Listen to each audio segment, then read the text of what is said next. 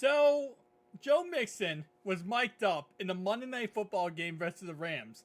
And I want to go and watch this today, react to this, because, first off, I do love Joe Mixon. You've been following the channel, you know.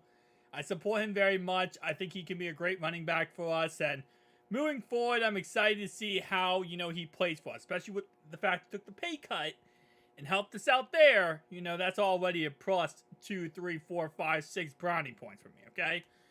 But let's go ahead and take a look at what he had to say in the Monday Night Football game. Wait on me! Wait on me!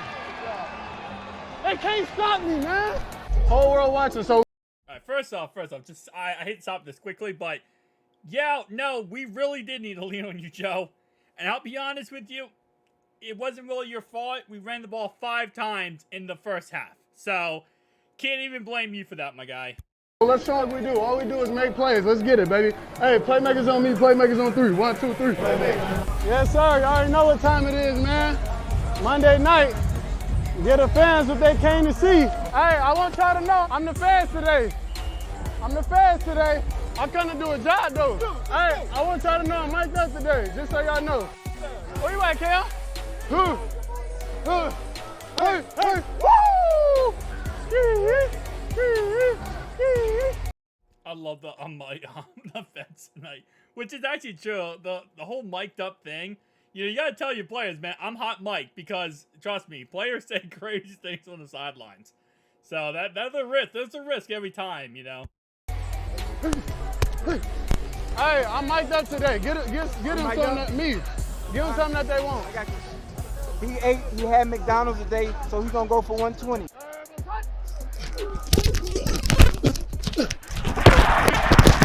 Down in 3, it's a running play for Mixon. Finds a crease left side and runs for the first down as he fights his way.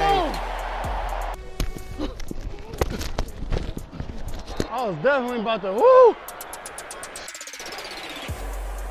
Aaron Donald, is your score 9? Trailing by 3. Burrow gives to Mixon. Joe finds room up the middle. He runs into the end zone. And now he does a jungle jump. Way to go, baby. Huh?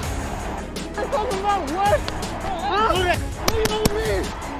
Lean on me. Lean on me. That was literally our only touchdown in the game, too. And I'll be honest with you, later on you, dude, Joe Mixon won that game. Like, that touchdown solidified that game. Especially how the game ended, with them going right downfield and us on our defense and scoring a touchdown. That really put the nail in the coffin with that touchdown.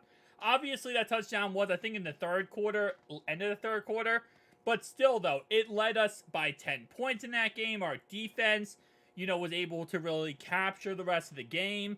And then again, in the end, when you look at the end product of that game, that touchdown was honestly everything. They can't stop me, man. You already know what it is. You already know what time it is. Pick that up, boy. Hey, the floodgates is open now. It's time to get to doing what we do. Burrow throws downfield. Chase catches at the 50. Looks for a cutback and gets tackled inside the 35. Stop on his ass. Good job, boy. Way to run today. Way to deliver dimes. I always tell people, bro, you the best back in the league, bro. I appreciate that, bro. Stay healthy, boy. Yes, sir. We got number 9 here. Jody. Shout out to the whole Bengal Nation. Y'all showed up and showed out in that all white. First dub. Who there? I love Joe Mixon, man. Absolutely S+ tier. It's funny how, again, they chose to mic him up, right? So week 1, we actually, no, was it week 1 or last week? It was last week. They mic'd up, no, it was week 1. Week 1, they mic'd up Mike Hilton against the Browns, and obviously went the way it did. And then, no. Let me correct myself. Hang on, hold up. Because I made a video about it. I want to make sure I'm not incorrectly doing this here. Last week, against the Ravens, they mic'd up Mike Hilton. And he was hilarious. Well, because, it's Mike Hilton, let's be honest. Mike Hilton is freaking hilarious. So, he was going crazy versus the Ravens. And he actually had a pretty good game versus the Ravens. Now you have Joe Mixon I mean, and again, you know, a lot of the reason why they probably mic'd him up was because they knew, like, listen, going into this game, our game plan was to run the ball with Joe Mixon. Like, we needed to lean on him. There wasn't a if and but, you know, applesauce included type of scenario here.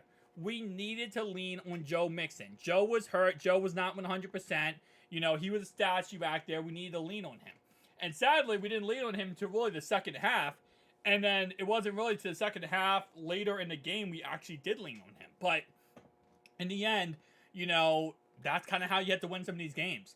Is that at the end of the game, you got to just run the football, you got to play defense, and you just got to run it out.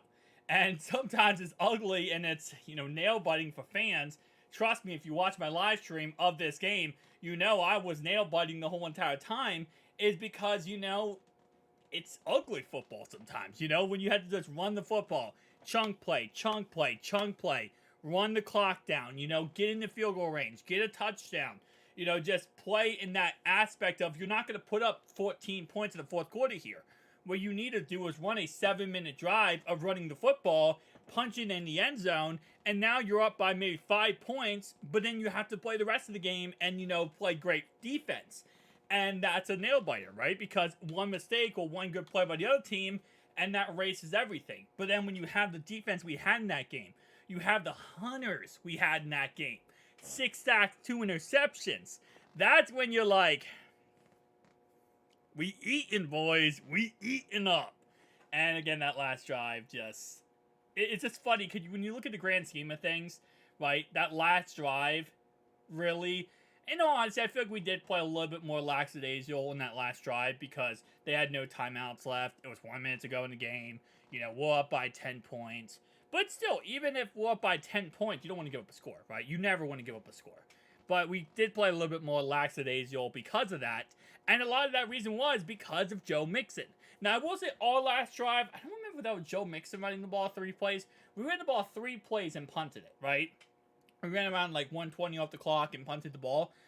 I don't remember if that was Joe Mixon or not, because that was kind of disappointing.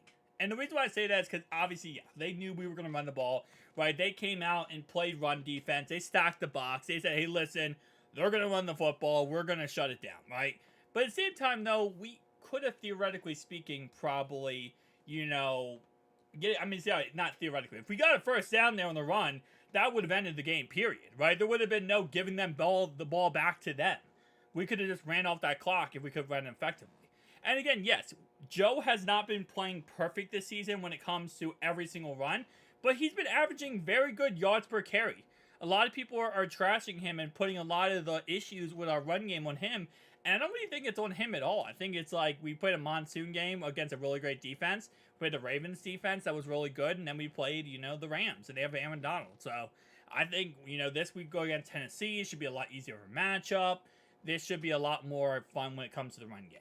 Thank you guys for watching, though. I'll see you guys in the next one.